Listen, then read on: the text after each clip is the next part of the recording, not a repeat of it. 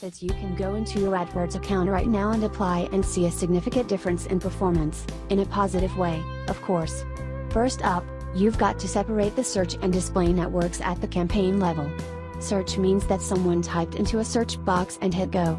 Display means that your ad is showing alongside content on a web page, like an ad in a magazine. Each network behaves differently, and has different definitions of success, and their quality scores are calculated differently. So do yourself a favor, and never do this. Always separate them. It's the number one place I see people waste the most money, hands down. So what's that look like? If you go into your Google AdWords account, open any campaign, open the settings tab, and here under type, click edit. And you can see whether or not you have your search network only displayed or search network with display select. In this case you want to separate them, so search network only and hit save. You're good to go. Our next one is to use mobile bid modifiers. By default, mobile devices inherit the bid that you set for the ad group, unless you change it after you save a new ad group. The setup wizard conveniently leaves this little detail out. If your site looks awful on a mobile phone, or doesn't convert well, you want to at the very least lessen the amount of the bid or turn it off completely. Let me show you how to do that. To change your mobile bid modifier, simply open a campaign, open one of your ad groups, and click Settings. See this gray button here that says Devices? Click that. And it'll show you computers, mobile devices with full browsers, and tablets with full browsers. Go over here, to the bid adjustment column, to change that. Choose from the drop-down, Decrease by, and put in 100%.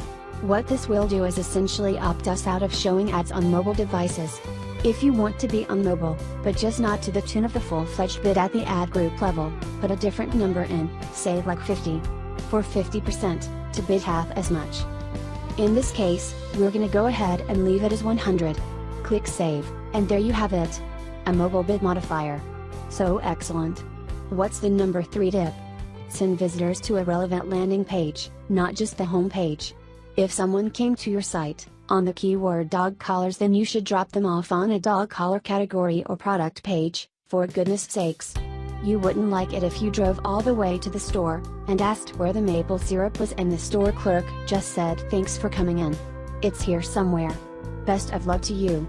Do that, and you can just watch your page search clicks get wasted as people bounce back to the search engine results page in the hunt for their elusive item. Our next tip is to focus your spend, rather than spreading it too thin. You can buy all of the keywords all of the time. You just can't. So let's take a look at what that looks like in a Google AdWords account. Go to your campaigns, and here I've set up the unfortunate situation of what it looks like to spread your budget too thin. Taking your budget, and splitting it across multiple campaigns, say with $5 here, $3 here, maybe $10 here, is a surefire recipe for frustration and tears. Focus your budget. Spend the money where it matters. Cut out keywords that aren't working. You just have to. Alright, the last one has to be good. So what is it? My next and final tip is I want you to enable conversion tracking. Please do this. Please. If you can't track at the very least what keywords brought a sale, even if you don't know the amount of the sale, you might as well throw your money down a well and make a wish. The attribution method is pretty much the same. So let's walk through how to do that in Google AdWords. From here, click the Tools tab, and select Conversions. Click the red Add New Conversion button, and name your conversion. Something like sales or transactions is a good idea. Your source is gonna be a web page, like your thank you page, your receipt page, or your submission received page. Could be a call on site, a mobile or tablet app download as well, or you could import. For the purposes of this tip, we're gonna go with the web page, so hit save and continue. Here, we're going to choose our conversion category. In this case, we've gone with the purchase and sale. Here, we're going to set our conversion window.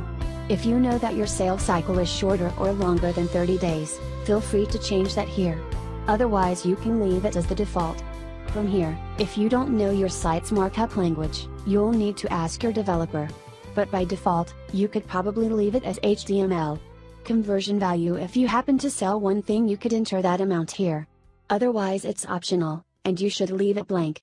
Your tracking indicator is actually something that people don't see on average, however it is required. You can choose a single line or a 2-line layout, but if your site's background isn't white, You might want to change it here, so that it blends in more seamlessly. From here, we're going to hit save and continue. Now if someone else makes the changes to your code on your website, you can click this button here, enter in their email address, and it will email them this block of code. If it's you that makes the changes, click the I make the changes to the code button here. Now you have your block of conversion data code. You can paste this in between the body tags on the receipt page.